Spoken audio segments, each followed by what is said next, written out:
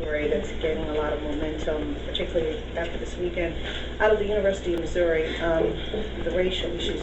The governor of Missouri, Governor Nixon, and Senator Claire McCaskill, alum of the school, chimed in. Is the president saying anything about this, and what does the White House say? April, I haven't spoken to the president about this news story, but I did read quite a bit about it over the weekend myself.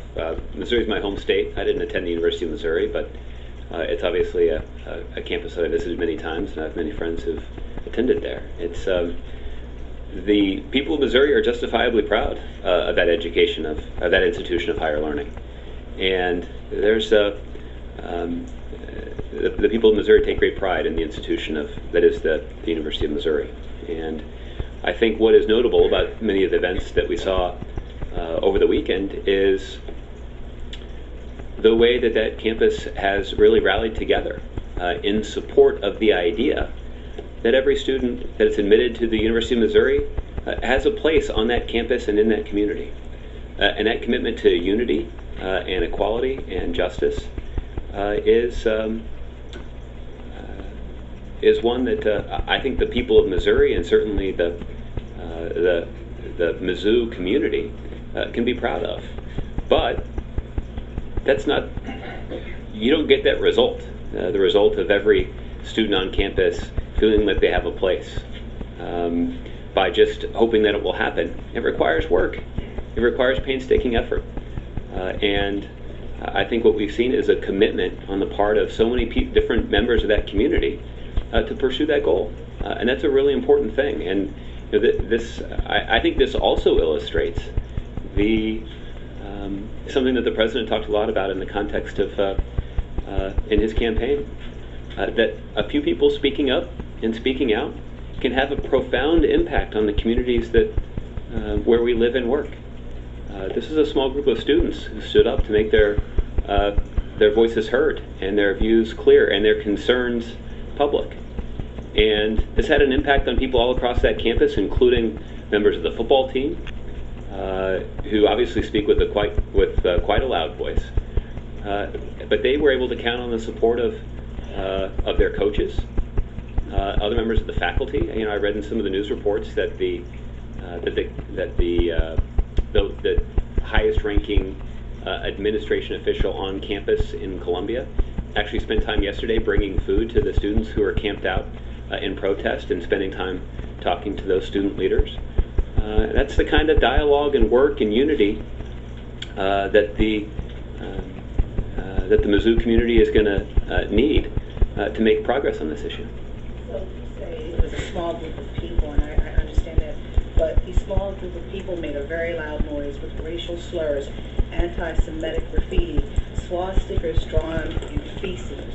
I mean, and I hate to be that graphic, but this is real. Does this require the Justice Department to possibly take a look at what's happening there? I mean, you have 4 campuses in that system, and you have had to have the football team force the president of the university to step down. So do you think it's time for the Justice Department to come and take a look? I mean, I hear you talk about the conversation, but this is a little bit deeper than a conversation. And you also had a Confederate flag, and you're allowed to show who you support, freedom of expression, but a Confederate flag driving around that university at this time where tensions are still hot.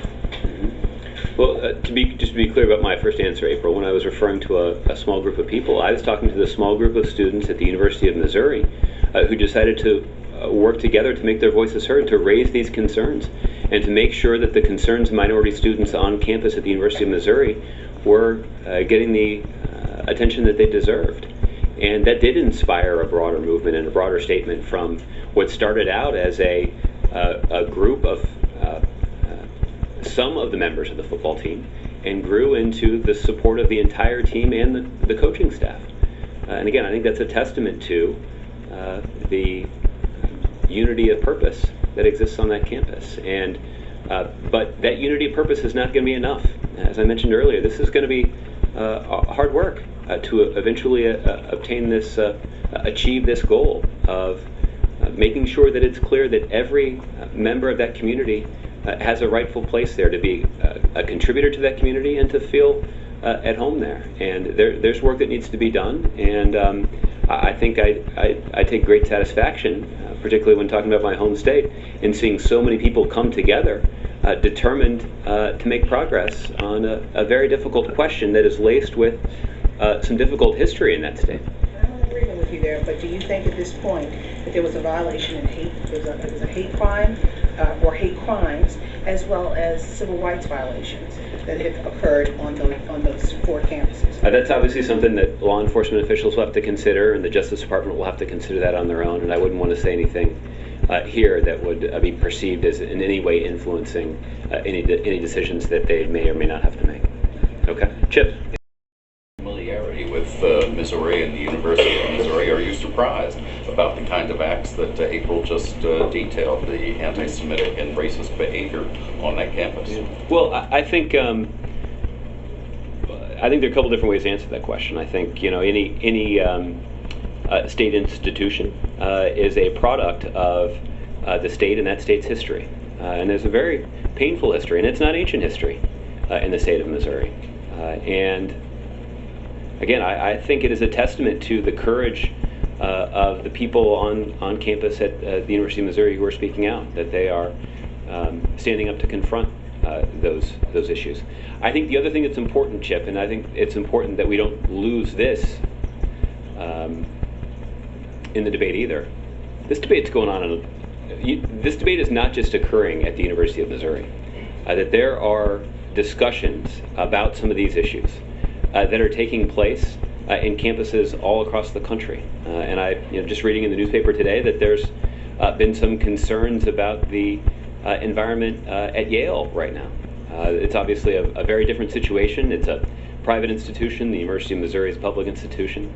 The scale of the source of their concerns a little bit different, but it does go to this sort of fundamental issue about these college campuses ensuring that there's a home for everybody. Now, we expect college campuses are going to be places where people's views are challenged, and that there is a vibrant debate on campus, and that's something that we want to preserve. That's what the best institutions of higher learning in this country have.